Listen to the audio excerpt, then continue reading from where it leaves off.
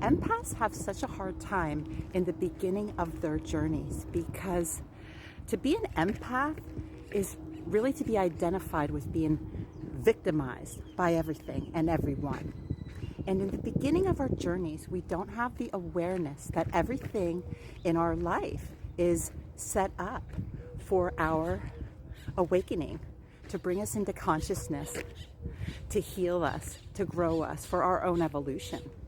So this happens through some pretty dramatic contrasts sometimes.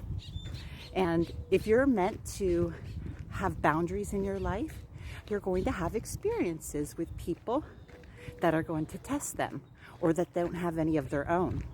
If you're being taught how to respect yourself, you're going to come across a lot of people that don't respect you until you get the point and you catch on to this game down here on planet Earth, which is designed for you.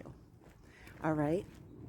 Empaths love to stay stuck in a victim mindset.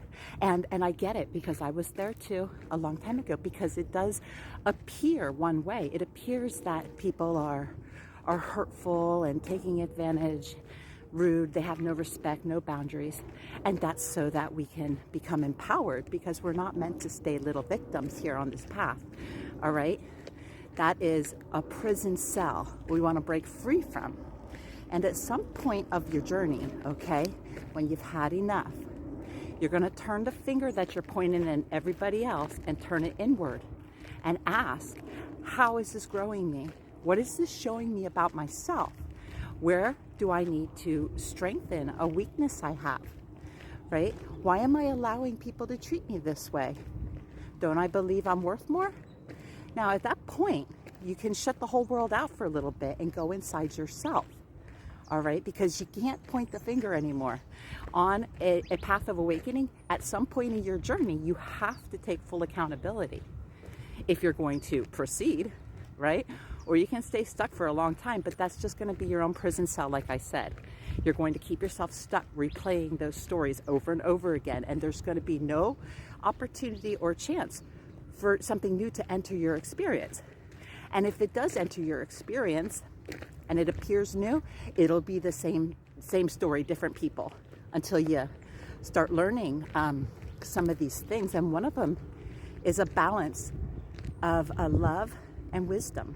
All right, we are going to be taught this by people that we really love and we care about, and we just want to be helpful little empaths and shine our bright little light in their lives. And these people are going to have no end to what they want from you or take from you, and they're going to not appreciate you. Even if they say it, they'll say thank you and I appreciate you, only so that you'll do more for them. But this is just to show us where we need to say no, all right? And let these people go and figure out their own life. Because at some point in their journey, they're gonna have to go inside themselves too and work through all this stuff. Okay, what else about being an empath? Oh, well, sometimes just your mere presence is going to annoy people. You know, you're just out shining your little light and being your authentic self. And this is going to be uncomfortable for other people.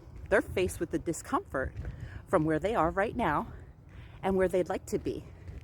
And even if they're not conscious of this, they're going to project out this, it's like a hidden resentment towards you. This contempt for your very existence. And it's not your fault. And it's not really hidden, because you're going to hear it. You're going to feel it and see through it, because you're an empath.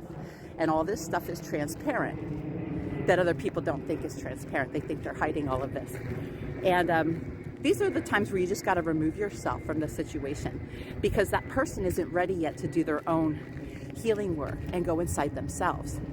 And so that pain is what it is that they have inside with themselves, and that frustration and disappointment is going to get projected out onto you, the empath, because they don't even know what's going on most of the time.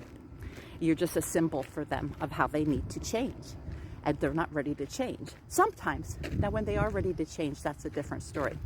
But a lot of these situations are just happening to empower us, to heal us, and to grow us in ways that nothing else could. So when you have this wisdom, you can take a look at your life and you start asking questions like, how is this helping me? How is this, where do I need to change, right? Because if you start taking on the assumption that you're the only one that needs to change in your reality. And let me tell you, this is very empowering, okay?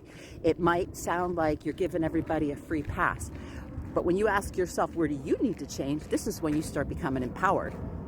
Because this is when you start saying no, no more. Like, you're not settling for disrespect or half-ass friendships and all this other stuff. You just remove yourself, okay?